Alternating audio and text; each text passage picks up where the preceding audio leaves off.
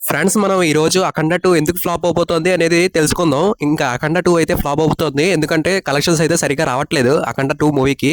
ఇంకా ఎవరైనా సబ్స్క్రైబ్ చేసుకోకపోతే సబ్స్క్రైబ్ చేసుకోండి. ఇలాంటి ఇన్ఫర్మేషన్ కోసం మీకు ఎక్స్క్లూజివ్గా ఇస్తాను నేను ఒకడినేను. ఇంకా మూవీ గురించి చెప్పాలంటే, first of all 'Akhanda 2' movie అయితే 5వ తారీఖు రిలీజ్ అవ్వాలి. కానీ ఈ ఈ మన ఈ ప్రాబ్లం రావడం వల్ల 5వ తారీఖు నుంచి 12వ తారీఖు అయితే పోస్ట్పోన్ అయింది. ప్రొడ్యూసర్ ప్రాబ్లం రావడం వల్ల. ఇంకా ఈ సినిమా ఫ్లాప్ అయ్యే 10 రీజన్స్ ఏంటంటే, మూవీ హైప్ చాలా ఉంది భయ్య. కానీ వీళ్ళు ఆ హైప్ని సరిగ్గా వాడుకోలేదని చెప్పాలి. మూవీలో విఎఫ్ఎక్స్ అసలు బాగోలేదు భయ్య.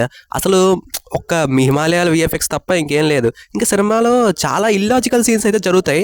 ఇండియన్ ఆర్మీతో వద్దని అఖండ ఒకడే వెళ్ళిపోయి అసలు ఫైట్స్ చేసేసి ఇవన్నీ అసలు మనకి దీనిగా ఉండదు. తర్వాత డివోషన్ పేరు మీదే అంటే ఆ సినిమాని బిజినెస్ రన్ చేస్తున్నట్టుంది. అంటే ఈ హనుమంతుడు క్యారెక్టర్ పెట్టేద్దాం, శివుడిని ఎంట్రీ ఇచ్చేద్దామని సినిమాని నడిపించేసి ఏదో కలెక్షన్లు వచ్చేస్తాయి అనుకున్నారు. కానీ ఈసారి అయితే అది వర్కౌట్ అవ్వలేదు సినిమాకి. ఇంకా సినిమాకి ఎందుకు కలెక్షన్ రావట్లేదంటే, సినిమాకి మిక్స్డ్ టాక్ వచ్చేసింది. చాలా సేపు నెగిటివ్ అయితే వచ్చింది. నేను ఆల్రెడీ చెప్పాను నా రివ్యూలో, మీకు సినిమా చూడండి, ఎందుకంటే ఇది ఇల్లాజికల్గా అంటే లాజిక్స్ పెట్టకుండా చూడండి బాగుంటుందని. నాకైతే బాగుంది, ఎందుకంటే ఇది బోయపాటి బాలకృష్ణ అంటే లాజిక్లు ఉండవు. కానీ అందుకే నాకు నచ్చింది, ఎందుకంటే లాజిక్ లేకుండా నేను చూసేసాను. ఊరికే ఎంటర్టైన్మెంట్ కోసం సినిమా అయితే చూడొచ్చు.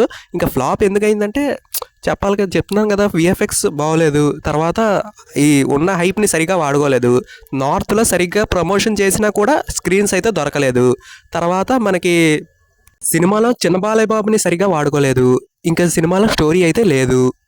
సినిమాలో సంయుక్త మేనన్ని కూడా సరిగా వాడుకోలేదు. విరూపాక్షలో వాడుకున్నట్టు సంయుక్త మేనన్ ఇందులో వాడుకుంటే భలే ఉండేది.